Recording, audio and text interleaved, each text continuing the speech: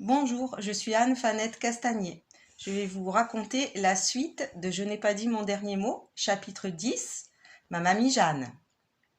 Heureusement, il y avait ma mamie. Je l'adorais. Elle me couvait d'amour et de gâteaux. Elle s'était occupée de moi après le divorce de mes parents. J'étais toujours chez elle, car maman travaillait beaucoup. Elle était très malheureuse, désorientée, accablée. Elle ne me supportait plus. Manque de patience, certainement.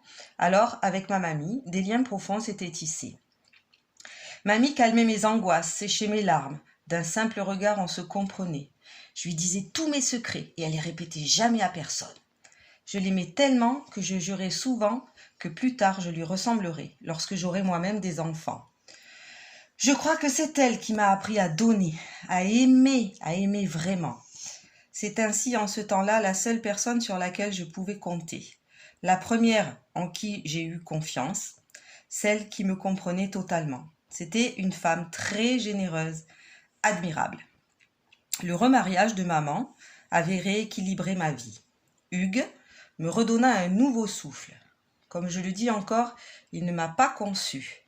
Il a fait le plus dur. Il m'a construite. Il m'a aimée. Bien sûr, à l'époque, je me suis un peu méfiée. Mais je me sentais, je sentais une certaine force tranquille qui émanait de lui. Il me comprenait. J'avais déjà l'impression qu'il allait être important dans ma vie. Il était tellement sûr de lui, il semblait n'avoir peur de personne. Je me sentais en sécurité. Quant à ma mère, quand elle se mettait en colère à tort envers moi, il prenait toujours ma défense. C'était un homme très juste et sage. Je me demandais d'ailleurs souvent comment ils pouvaient s'entendre tous les deux. Ils étaient si différents l'un de l'autre. Ma mère, j'avais la sensation très nette, en ce temps-là, d'être un poids sur son dos dont elle se serait bien passée. J'étais alors persuadée qu'elle ne m'aimait pas. Et je me disais qu'avec le temps, un jour, ça passerait et que j'aurais droit à un peu d'amour de sa part. Avec mon argent de poche, je lui achetais des fleurs ou des gâteaux, mais ça ne changeait rien. Elle me faisait un bisou furtif, mais son cœur restait de glace et ses yeux étaient vides de chaleur. Cela me rendait si malheureuse. Mais pourquoi? Qu'est-ce que j'avais bien pu faire? Ressemblais-je tant à mon père que ça? Moi, j'aurais tellement voulu qu'elle ne voie que moi. Je voulais qu'elle soit simplement heureuse. Chapitre 11. Ça n'a pas repris. C'est pas possible. Chapitre 11.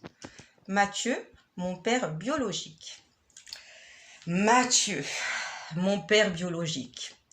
Mon père biologique s'était remarié avec la femme pour laquelle il avait quitté maman. Elle s'appelait Ariane. Je la trouvais très belle, mais surtout, elle adorait les enfants. On jouait beaucoup ensemble. Elle riait toujours, m'embrassait souvent, et bien sûr, je ne devais pas le dire à ma mère. Elle avait de longs cheveux noirs qui sentaient la vanille.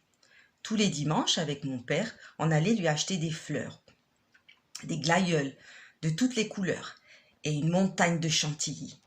Ce n'était pas facile de ramener tout ça en voiture. Je faisais très attention de ne rien faire tomber.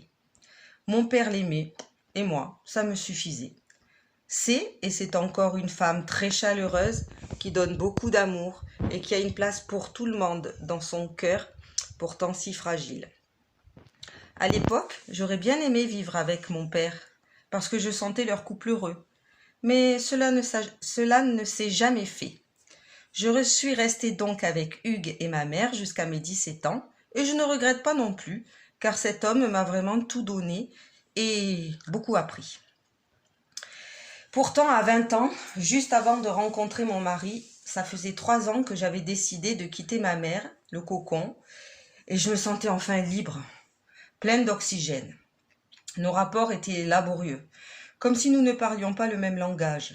Pourtant, j'avais essayé, mais quelque chose ne passait pas entre nous deux. J'étais coiffeuse, à présent, un métier manuel qui me permettait d'être rapidement autonome et indépendante. J'avais la sensation d'être libre, de pouvoir fuir très loin. En ce temps-là, il faut le dire, je détestais profondément ma mère. Cela me faisait du mal de m'en rendre compte, mais c'était la vérité, tout aussi triste soit-elle. Excusez-moi, j'ai encore un peu d'émotion en lisant ça. Tous les jours, on se disputait. Elle m'étouffait. Elle n'était jamais contente de moi, me faisait toujours des reproches, sans arrêt. C'était infernal. Se séparer d'elle fut un grand soulagement pour moi, mais aussi une très grande déception, car j'avais le sentiment d'avoir échoué, et je ne comprenais pas ce froid dans ses yeux, cette rigueur accablante, culpabilisante.